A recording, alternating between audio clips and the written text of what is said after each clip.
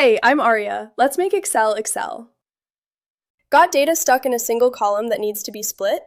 Reorganizing that manually is painful. So let's fix it in under a minute using a built-in Excel tool most people overlook. Go to the Data tab and click Text to Columns. Now you've got two options.